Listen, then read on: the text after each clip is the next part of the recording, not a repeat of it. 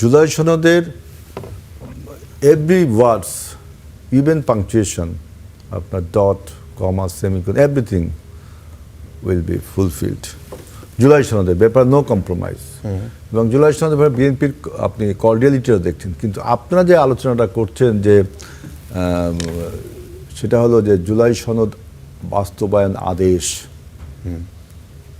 এই জুলাই সনদ বাস্তবায়ন আদেশ নিয়ে অন্তত বিএনপি বা অন্য বিএনপির সাথে কথা হয়নি, হাসনাত কায়েম ভাইদের সাথে কথা হয়েছে কিনা আমি জানি না, এনসিপির সাথে কথা হয়েছে কিনা আমি জানি না, জামাতের সাথে কথা হয়েছে কিনা, আমাদের সাথে কোনো আলোচনা হয়নি। আমরা সেজন্য বলেছিলাম যে এই আদেশটা হলো অন্তহীন প্রতারণার একটা দলিল। এখন এই প্রতারণা কে কার সাথে করলো? এইটা কনসেনসাস কমিটি, কারণ এই জুলাই সনদে আপনি দেখেন এই আদেশে তিনি বলছেন যে জুলাই সনদ সংবিধান সংস্কার, সংবিধান সংশোধন উইদিন ব্র্যাকেট সংবিধান সংস্কার গণভোট অধ্যাদেশ বাস্তবায়ন আদেশ। এই যে হেডলাইনটা, তার মানে কি সংবিধান সংশোধন করতে হবে। জুলাই সনদের যে 84টা অনুচ্ছেদ আছে, এই 84টা অনুচ্ছেদকে যদি আপনি ইমপ্লিমেন্ট করতে চান তাহলে 1 থেকে 47 পর্যন্ত যে কটা অনুচ্ছেদ সেটাকে আপনাকে সংবিধান অ্যামেন্ডস করতে হবে, মানে section, subsections, article, sub article, everything এগুলো অ্যামেন্ডস করতে হবে। এই জন্য সংসদ গতকালকে একটা সংবিধান সংশোধনী কমিটিও করেছে, সেখানে বিএনপির 6 জন, জামাত থেকেও 6 জনের নাম, মানে বিরোধী দল থেকে 6 জনের নাম চাওয়া হয়েছে, তারা এটা অবজার্ভ করবে। এবং আজকে জামায়াত পরিষ্কার বলেছে এবং এনসিপি বলেছে তারা এখানে কমিটিতে তাদের লোক দিবে না। তাহলে জুলাই সনদের পরে, তার মানে আপনার জুলাই সনদের পরে আপনার আন্তরিকতাটা কম। জুলাই সনদ নিজে বলছে যে 1 থেকে 47 পর্যন্ত আপনাকে বাস্তবায়ন করতে হলে you have to amends some article and sub articles and section, subsection, এগুলো অনুচ্ছেদ করতে হবে।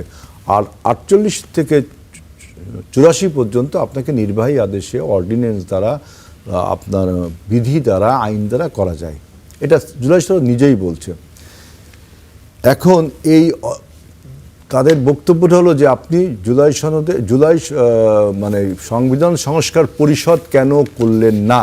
জি, সংবিধান সংস্কার পরিষদ করার কি কথা কি জুলাই সনদে লেখা আছে? নেই।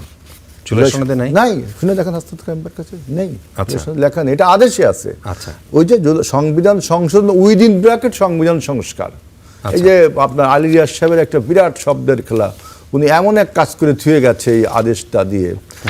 সেইখানে আপনার সংবিধান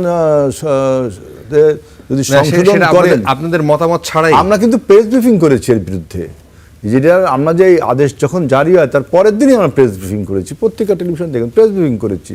এখন আপনি যেটা বলছেন যে আমরা প্রেস ব্রিফিং করেছি কিন্তু প্রেশার দিলাম না কেন, হাসনাত কায়েম ভাই রাইটলি বলেছেন যে এই যে নির্বাচন নিয়ে যেটা আনসার্টেনিটি তৈরি হয়েছিল, আপনারা সবাই জানেন, যেদিন নির্বাচন 11ই ফেব্রুয়ারি টেলিভিশন থেকে বলা হচ্ছে, সমস্ত চ্যানেল থেকে, সমস্ত মিডিয়া থেকে, সমস্ত রাজনীতিবিদ থেকে, ইভেন আমরা যারা ইলেকশন করছি আমরাও বলছি আসলে কি ইলেকশনটা হবে, এখনও তো সমস্যা রয়ে গেল, অমুক তমুক, অনেক ষড়যন্ত্র, মানে ইলেকশনটা এত আনসার্টেনিটি করেছিল, সেই ইলেকশনকে সার্টেইন করার জন্য আমরা বলছি ঠিক আছে, এই কৌশল পলিটিক্স এটা একটা কৌশল থাকবেই। তার মানে এইটা না যে জনগণের সাথে কেউ কৌশল করেছে, জনগণ বলছে যে you have to implement the July charter. আচ্ছা, এটা তো ঠিক। How to implement it is said in আপনার জুলাই চার্টার। বলেছে ওনারা যারা এই আপনাদের এই বিষয়ে নিয়ে সমালোচনা করেন, তারা বলেন যে তাহলে গণভোটের সিদ্ধান্তটা কিভাবে আসলো? গণভোটে তারা এই প্রস্তাব দেখেন, আপনি খুব ঠান্ডা মাথায়, একটু অত পেঁচাপেচি না করে গণভোটটা কেন করলাম আপনি বলেন। আমি আপনাকে বিশ্বাস করি না, আপনি আমাকে বিশ্বাস করেন না, কিন্তু we both are committed to do that work, but I believe you will not do this. এটাই তো আপনিও একই রকম বিশ্বাস করেন, আমি এটা করবো না। এই জন্য আমরা তৃতীয় কি জনগণের একটা উইলকে আমরা গ্যাদার করলাম, যে জনগণও বলছে জুলাই সনদ you have to implement, that's why we hold the referendum হলো, সেখানে হা জয়যুক্ত হলো, আমরা সবাই ক্যাম্পেইন করলাম হার পক্ষে, হা জয়যুক্ত হলো, মানে আপনার জুলাই সনদের 84টা জিনিস বাস্তবায়ন করতে হবে।